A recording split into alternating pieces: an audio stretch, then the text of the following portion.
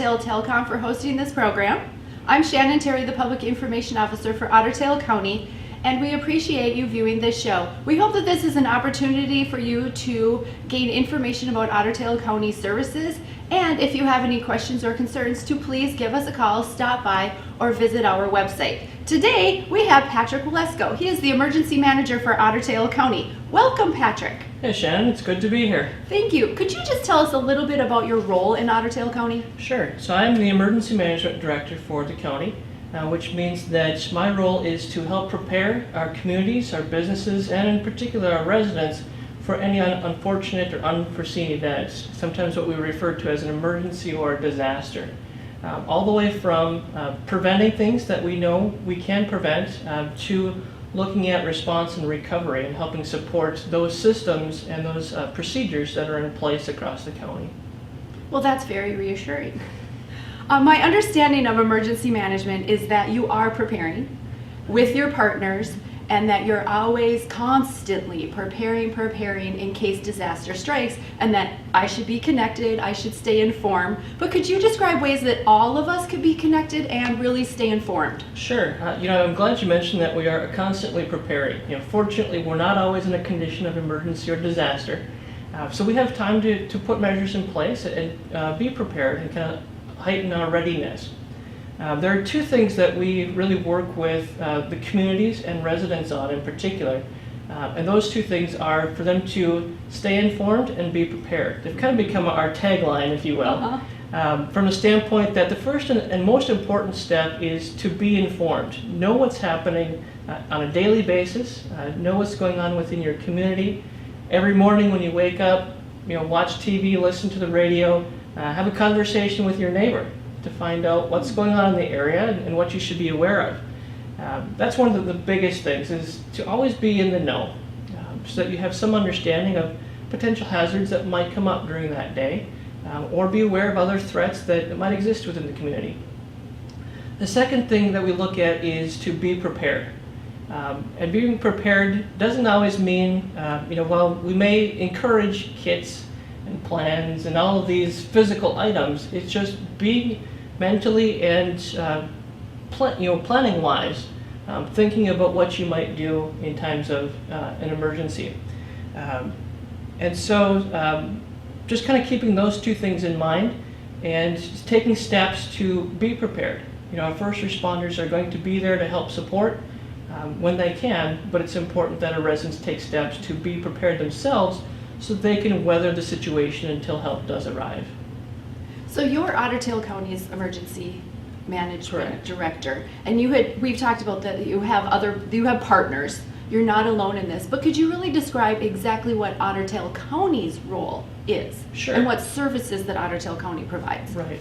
So Ottertail County is a countywide coordinator of emergency preparedness and response coordination. As you noted, there are kind of counterparts that I have within many of our communities who are working at things through on a local level, but we help support them on a daily basis in terms of providing information and education and training. Oftentimes we'll engage them in exercises to actually practice emergency plans, to kind of put some scenarios to these potential hazards and practice our response mechanisms. We're constantly looking at public education and how we can share information with our businesses and our communities and our residents in particular on steps that they can take. One of the other things that we do, and probably one of the most popular services that residents may be familiar with, is our countywide Code Red emergency notification system. Our most popular use of that system has been our automated weather warnings, and so people can be alerted to severe thunderstorms, tornado warnings, things of that nature. But it's also a system that allows our local public safety officials to use the system to alert residents, neighborhoods, the whole community for any other type of emergency that they need to be notified for. So it's got a dual purpose, and as of today we have roughly about 27,000 people who have signed up for that system. So it's been a great resource and service that we're able to provide. Thank you. So I'm registered for Code Red. I also have an emergency radio. What else can I do and others do to be prepared, to feel that we're prepared, to be prepared? Right. So I'm glad to hear that you're signed up for Code Red, and we certainly encourage everyone to do that. One of the things that we really encourage people to do is to look at life safety skills or life-saving skills. Oh, sure. Whether that's life safety for yourself or if that is life safety for your neighbors or your family. So there are a couple of steps that we encourage people to take a look at. And the first two are similar. The first one being we encourage people to know how to shut off their gas. Oh, yes. If they have gas through lines or a tank, to know how to shut that off. The system might be damaged in an emergency or disaster, so it's important to secure that source so that it doesn't cause any undue harm. The second thing would be to learn how to shut off your power, electricity. Again, similar conditions in which having electricity open and available might cause some additional harm. And so we encourage people to know how to shut that off just to secure it and make sure that it's going to be all right. Another step that we look at is to have a communications plan. We're so reliant on our cell phones these days, so oftentimes what we notice is people don't remember phone numbers. Mm-hmm. So we really encourage people to write down those phone numbers, have them with them, stick in their purse or billfold or something so that you always have those. In addition to the numbers, we encourage people to have a thought or a plan in mind as to who they're going to contact, where they're all going to meet, and what their overall intentions or plan might be when they do need to reconnect or ensure everyone is safe following that disaster. So kind of having that intention as to here's what I think I'm going to be doing, here's at least what I hope to be doing in terms of communicating with others. One of the other things that we look at is insurance. It's a good lifesaver from the standpoint of ensuring that your possessions, your home, business are all safe, and that you have some resources at your disposal following a disaster to make sure that you can restore yourself, restore your home or your business. One of the other pieces that we like to look at is if businesses and individuals can put together a little bit of a side pot of money, an emergency fund. We know that with invoices and bills and costs of daily living, that might be a little bit of a challenge, but even just setting aside a few dollars every week, every month, will help ensure that you have some financial resources available to you if you should ever need them. One of the other things that we look at is having your pets. We know pets are family, and they're really important. From an emergency response standpoint, honestly, we've had conditions and we know in which times in which people will not evacuate with their pets. So we want to bring them with, but that's going to mean that we need people to have a plan, have supplies for their pets, know what they're going to do with their pet when they do evacuate. So that's another important piece. We don't want to forget about our pets, and they're an important part of response as well. Look at your evacuation routes, whether it's from your home, from church, school, or work.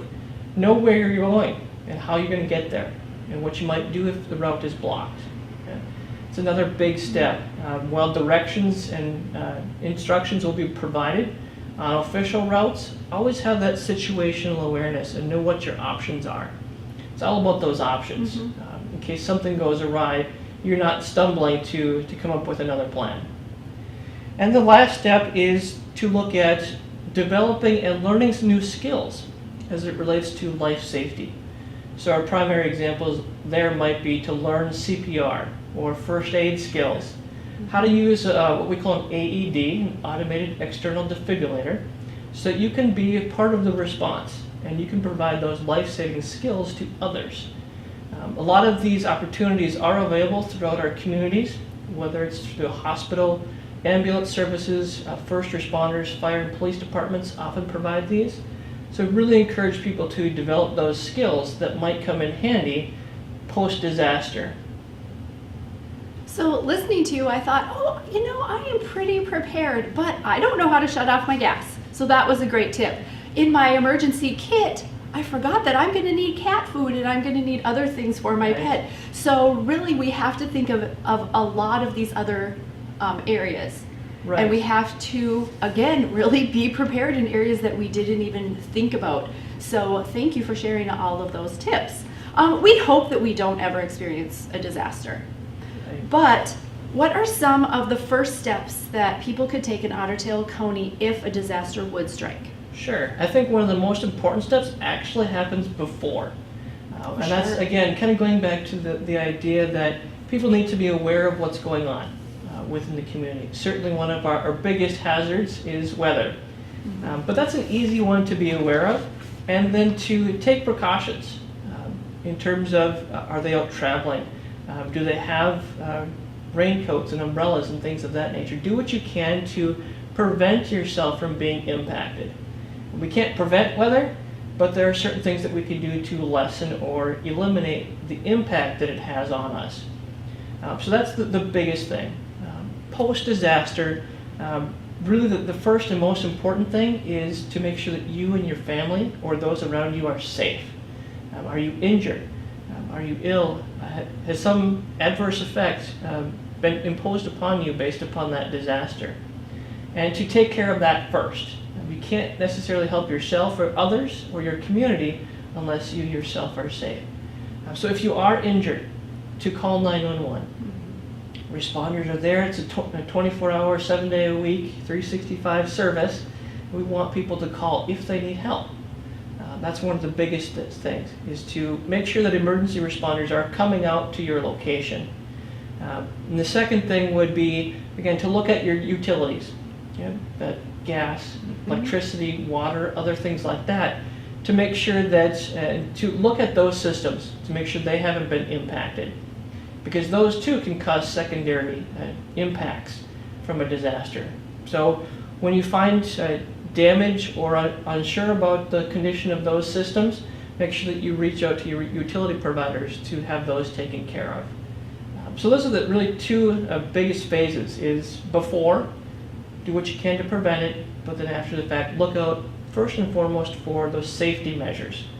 Everything beyond that, there will be guidance and instruction and assistance through our first responders on providing you some thoughts about moving forward. But it's always about that life safety first. So when people are going to make a call, when would Otter Tail County kind of step in the process if unfortunately a disaster would strike? Sure. Well, honestly, it's right away. Although our cities have many resources and capabilities, we're always looking out for how we might be able to assist and to help coordinate. From the standpoint of emergency management at the county level, this is what I do 40 hours a week. And so from a certain perspective, a lot of our public safety officials don't have that luxury. So I'm able to come in, and the county in general is able to come in and help support their efforts and to kind of backfill some of the things that they need help with. So we're going to be alerted right away to those incidents. A couple things that the county will also do is help in evacuations, sheltering. But one of the most important and biggest assets is after the fact, in helping communities recover and get back up on their feet, and then help them apply for and seek disaster aid. So bringing in those financial resources to help the community get back up on its feet. Those are the big things that the county will do, and we'll get involved right away. Thank you. So if people would like to have more information about emergency management services in Otter Tail County, where could they go? Sure. So certainly as it applies to so many topics, there are a lot of resources on the websites and internet sources. Whether it's each community has a homepage, they can certainly reach out to that in some cases, and a lot of those sites link to the county page, and where we have a lot of broad resources. There's also an excellent resource called ready.gov. It's a federal site, but it provides kind of what I call the 101 to emergency preparedness. I am always available. If people want to give me a call, I'm happy to help them out. But what we might actually end up doing, and we really encourage people to do to start with, is to not be afraid to reach out to their fire, their police, or the local ambulance service for guidance and instruction, because they're the ones who are going to be able to provide information specific to that community. Oh, sure. And what about if someone would like to sign up for Code Red? Where could they go to do that? Sure.